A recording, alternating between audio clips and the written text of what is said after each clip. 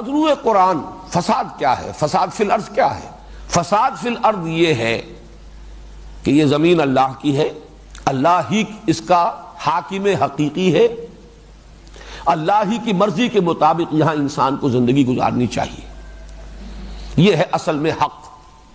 یہ ہے امن۔ اس کے خلاف جو روش بھی ہے وہ فساد ہے، وہ بغاوت ہے۔ ایک شخص خود بادشاہ بن کر بیٹھ گیا ہے، اپنی مرضی کا مالک۔ ایک شخص جو اپنی مرضی کا مالک ہے وہ بھی گویا کہ خدائی کا دعویٰ کر رہا ہے، وہ خدائی کا مدعی ہے کہ یہ وجود میرا ہے، اس پر میری مرضی چلے گی، مجھے یہ شے پسند ہے، میں نہیں جانتا یہ صحیح ہے یا غلط ہے، جائز ہے ناجائز ہے،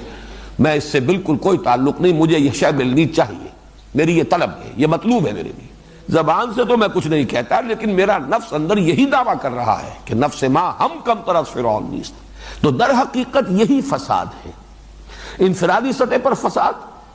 اللہ کی بندگی کے بجائے آپ نے نفس کی بندگی کی، معاشرے کی بندگی کی، تو چاہے بظاہر آپ کتنے ہی امن میں ہیں، حقیقت میں فساد ہے آپ کی زندگی میں۔ اسی طرح ایک معاشرہ ہے، بغاوت پر مبنی ہے وہ معاشرہ۔ اس کو یوں سمجھیے کہ جیسے ڈاکوؤں کا کوئی اڈا ہو، ڈاکو ایک دوسرے کو کچھ نہیں کہتے، وہ ڈاکے تو ڈالتے ہیں باہر جا کر، اپنے اس اڈے میں وہ بڑے پرامن ہیں، لیکن اس کو فساد ہی کہا جائے گا، یہ فساد کا گڑھ ہے، یہ فساد کی بنیاد اور جڑ ہے، نہ یہ کہ امن ہے۔ اگر سانپ بہت سے ہو کسی جگہ پر اور بچھو ہو اور ایک دوسرے کو ڈس نہ رہے ہو، اس کا مطلب یہ نہیں ہے کہ یہاں امن ہے، حقیقت میں ان کی فطرت کے اندر تو فساد موجود ہے۔ تو در حقیقت قرآن مجید کی اصطلاح میں اصل امن کیا ہے؟ اللہ کی مرضی کے مطابق اس دنیا کا نظام انفرادی اور اجتماعی دونوں سطحوں پر چلایا جائے۔ اس کے خلاف دو روش ہے، چاہے وہ کتنا ہی پرامن معاشرہ نظر آتا ہو، امریکہ کا معاشرہ نظر آتا ہو کہ صاحب بڑا امن ہے وہاں،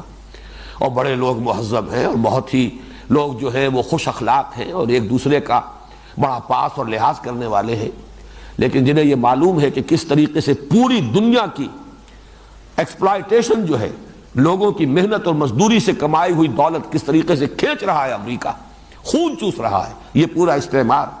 انہیں معلوم ہے کہ اصل میں یہ تو ڈاکو ہے، یہ امپیریلزم، یہ تو ڈاکہ ہے، پوری نوع انسانی کے اوپر ڈاکہ ڈالا جا رہا ہے، چاہے اپنے ہاں یہ ڈاکوؤں کا اڈا ہے جس میں کہ انہوں نے امن فراہم کیا۔ اب اگر کہیں فساد ہے،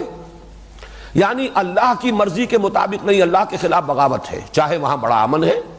اس کو بدلنے کے لیے اب محمد الرسول اللہ والذین معہ اب کوشاں ہیں۔ ایک پیدا ہوا ہے تصادم ماحول کے اندر،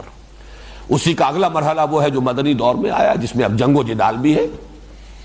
قاتلوا فی سبیل اللہ الذین یقاتلونکم۔ تو در حقیقت اس فساد کو ختم کرنے کے لیے چاہے بظاہر یہاں جنگ کی جا رہی ہے، خونریزی کی جا رہی ہے، لیکن یہ امن ہے، اور وہ لوگ جو کہتے نہیں بھائی لڑو بھیڑو نہیں، امن سے رہو،